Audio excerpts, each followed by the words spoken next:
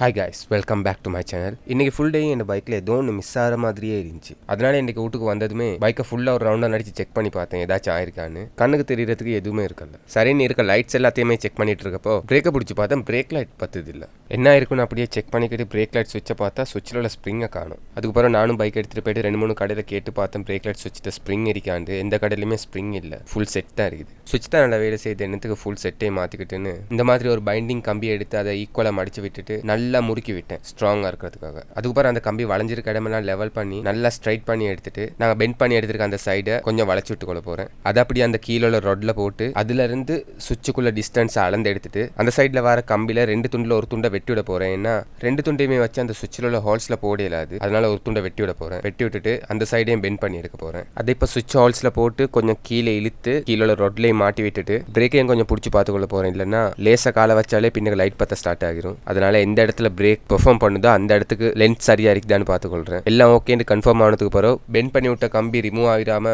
நல்லா 2 சைடும் டைட் பண்ணி விட போறேன். இப்போ காலை வச்சு பிரேக்கை பிடிக்க போகல கொஞ்சம் ஃப்ரீ ஸ்பேஸ் இருக்கணும். அது காலுக்கு ஃபீல் ஆகுதான்னு செக் பண்ணி பார்த்துட்டு லைட்டும் தேவையான டிஸ்டன்ஸுக்கு பிறகு பத்துதான்னு செக் பண்ணி பார்த்துட்டு பைக்ல ஏறி உட்காந்து சீட்டிங் பொசிஷன்ல இருந்து லைட் எப்படி பத்துதுன்னு ஃபைனலாக செக் பண்ணிட்டு வேலையை கம்ப்ளீட் பண்ணிட்டேன். இந்த ஒர்க் 100% ஷுவர். இப்போ செஞ்சிருக்க இந்த வேலை பைக்கில் இருக்க சுவிட்சே உடஞ்சி போகிற வரைக்கும் கன்ஃபார்மாக பாதிக்கலும். ஏன்னா நான் எக்ஸ்பீரியன்ஸ் பண்ணி பார்த்துட்டு தான் சொல்கிறேன். இன்னொரு வீடியோவில் மீட் பண்ணுவோம்.